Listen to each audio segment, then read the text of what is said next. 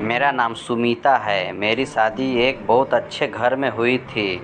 मेरे पति तो लाखों में एक थे। मैं अपने आप को बहुत भाग्यशाली मानती थी कि मुझे ऐसा पति मिला है। मुझे बहुत प्यार करते थे। हमारे एक लड़का और लड़की है।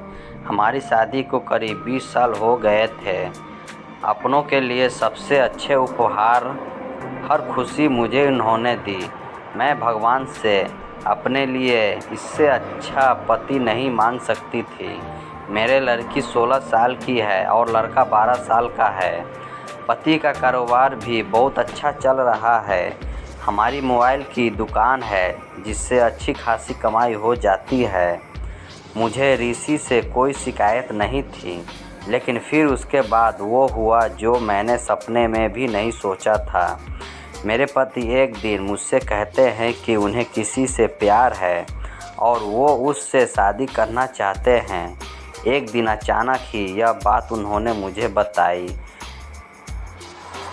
शुरुआत में मुझे लगा कि वो मजाक कर रहे हैं, लेकिन फिर थोड़ी ही देर बाद मैं समझ गई थी कि वो सच बोल रहे हैं। वो मेरे पति हैं।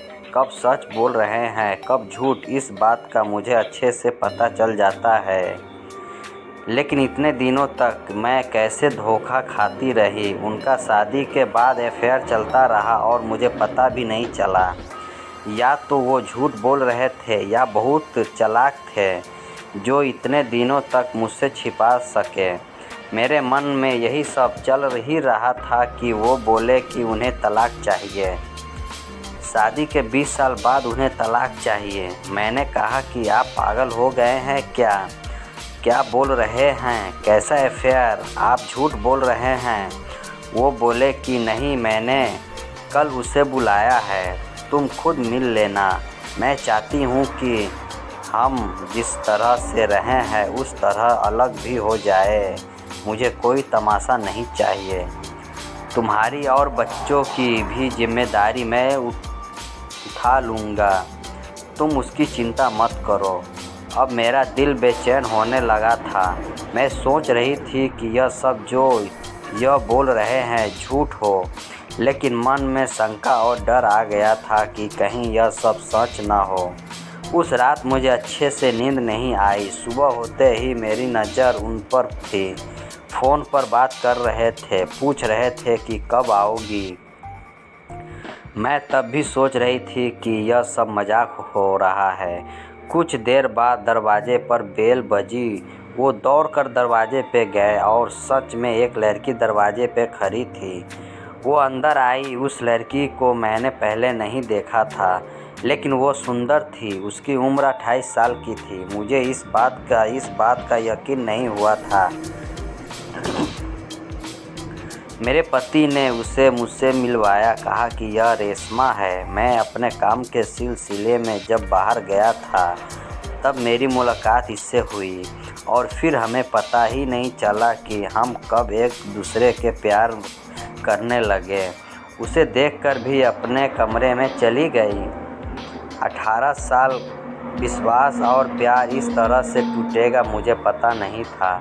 मैं शायद उम्र के साथ उनका प्रेम प्रति आकर्षण कम हो गया था। वो कुछ घंटों के बाद कमरे में आए और बोले कि मैं फिर बोल देता हूँ कि हम अच्छी तरह से अलग होते हैं। किसी तरह का नाटक मैं नहीं चाहता। उसके ऐसा कहने पर मैंने कहा कि यह सब आपको नाटक लग रहा है। क्या हो गया है आपको? आप तो ऐसे नहीं थे। यह कौन सा रूप आपने मुझे दिखाया है? वो बोले कि मैं तलाक के पेपर रेडी करवाता हूँ। रेशमा चाहती है कि हम जल्दी से शादी कर लें। मैंने भी उन्हें कहा कि आपको जो करना है करें, आपको तलाक नहीं देने वाली, मैं इसी घर में रहूँगी। मैंने उन्हें अपना फैसला सुना दिया था, पर मुझे नहीं पता था कि वो कुछ इस तरह का करने वाले हैं। अगले दिन वे रोज़ रेशमा को घर बुलाने लगे। मेरे बच्चे बड़े थे, अब सारी बातें समझने लगे थे। मुझसे तलाक के लिए वो इस हद तक जा सकते हैं इसका मुझे पता नहीं था। घर में एक 16 साल की लड़की है। उन्हें बिल्कुल भी शर्म नहीं आ रही थी। बच्चों से बात करना भी उन्हें बंद कर दिया था। बच्चे भी उनके पापा का यह रूप देखकर दुखी थे। एक दिन वो रेशमा के साथ हॉल में ही बैठे थे। हमारी लड़की से उन्होंने पानी मंगवाया। पानी लेकर वो गए और गलती से पानी रेशमा के ऊपर गिर गया। मेरे पति ने उस दिन हद कर दी। वो रेशमा के लिए मेरी लड़की पर हाथ उठाने वाले थे। मैंने उन्हें यह करता देख लिया और वहीं से उन्हें ज़ोर से कहा, यह क्या कर रहे हो? पागल हो गए हो? मैं जानती हूँ तुम यह सब क्यों कर रहे हो। तलाक के लिए ठीक है। अब मैं तुम इस हद तक जा रहे हो तो फिर मैं तुम्हें तलाक दे देती हूँ। उसी समय मैंने अपना और बच्चों का सामान बांधा और अपने घर चली गई। जो अपने पत्नी और बच्चों पर जान छिड़कता था, अब वो उन्हें देखना भी पसंद नहीं कर रहा है। मैं अपने घर थी, उसका फ़ोन मुझे आया। कहा कि मैं तुम्हारी और बच्चों की जिम्मेदारी अभी भी उठाऊंगा। कुछ भी ज़रूरत हो तो मुझे फ़ोन कर सकती हो, मैं पैसे भिजवा रहूँगा। मैंने कहा कि मुझे तुम्हारे पैसे की कोई ज़रूरत नहीं है।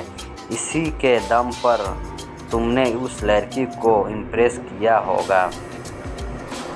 मैं अपने बच्चों के संभाल सकती हूँ। उम्र के इन पहाड़ पर आकर इतनी अच्छी लाइफ जीने के बाद मुझे फिर काम करना पड़ेगा, इसका मुझे अंदाज़ा नहीं था। ज़िंदगी कब आपको उठाकर पलट देती है, इसका आप अंदाज़ा भी नहीं लगा सकते। मुझे भी इतने सालों तक उनके साथ रहने के बाद मोबाइल का अच्छा अनुभव हो चुका था। इसलिए मैंने भी अपने घर से मोबाइल का काम शुरू करना चाहती थी। मैं उस इंसान के पैसे नहीं लेना चाहती थी। उसका फ़ोन मुझे आता रहा। बोलते हैं कि तुम मुझसे पैसे ले सकती हो, नया काम शुरू करना है तो भी मैं पैसे दे दूँगा। लेकिन मैं नहीं मानी। मैंने कहा कि आप हमारी नहीं, तलाक की चिंता करो। समय निकलता गया। मैंने अपने बदौलत थोड़ा कुछ शुरू किया, लेकिन हमारे घर वाले मुझे सपोर्ट कर रहे थे। कुछ समय के लिए उनका फ़ोन आना बंद हो गया। मैंने इस बात पर ध्यान भी नहीं दिया। मैं और उनसे बात भी नहीं करना चाहती थी। तलाक में अभी कुछ समय था। मैंने उन्हें कहा था कि जब भी आप बोलेंगे मैं आ जाऊंगी, जहां साइन करना है मैं कर दूंगी। मैंने अपने काम पर ध्यान देना शुरू कर दिया। मुझे कुछ माल खरीदने के लिए बाहर जाना था। इतने दिन उनके साथ रहने पर मुझे यह पता था कि क्या खरीदना और कहां से खरीदना है। उनका यह अनुभव मेरे काम आया। मैं उस शहर माल खरीदने के लिए गई। मैं वहां पहुंचकर उस दुकान से माल खरीद रही थी कि मुझे वहां रेशमा दिखाई दी। वो वहाँ किसी की और के साथ थी। हाथ पकड़े हुए मुझे देख के साफ पता चल गया था कि अब वो इस लड़के के साथ है। मन ही मन मुझे खुशी हुई कि आखिर मेरे पति ने धोखा खाया। उन्होंने इस लड़की के लिए हमें छोड़ा था, जो कि अब किसी और के साथ है। फिर मैंने मन में सोचा कि अब किसी और को मैं धोखा नहीं खाने दूंगी। इसलिए मैंने उसका पीछा किया। वो एक ओपन रेस्टोरेंट में गए। मैं जाकर उन दोनों के सामने बैठ गई। मुझे देखकर उसके होश उड़ गए। वो उठकर जाना चाहती थी, लेकिन मैंने उसका हाथ पकड़ा।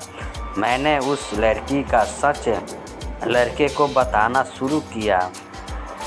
मैंने सोचा था कि मैं उसे सच बताकर उसकी आंखें खोल दूंगी, लेकिन कुछ और ही हुआ।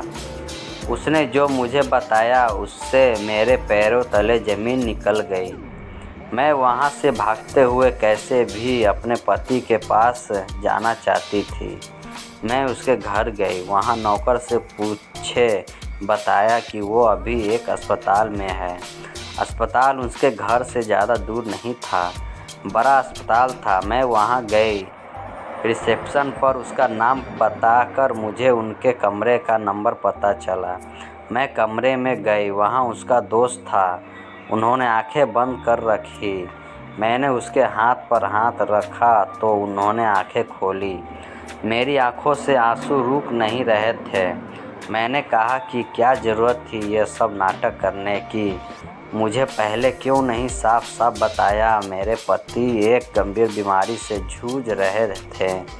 वो हमारी ज़िंदगी से दूर जाना चाहते थे ताकि उन्हें कुछ हो जाए तो हम ज़्यादा दुखी ना हो। उसके इसी दोस्त ने उसके कहने पर उस लड़की के साथ मिलकर यह नाटक करवाया था। मैं अब उसके पास बैठकर घंटों रोती रही। बच्चों को भी मैंने बुला लिया। अब हम उनके साथ ही रहेंगे। अभी उन्हें हमारी और हमारे प्यार को सबसे ज़्यादा ज़रूरत है। मैं भगवान से दुआ कर रही हूँ कि वो हमारे साथ ही रहें, उन्हें कुछ ना हो। मुझे विश्वास है कि ऐसा होगा।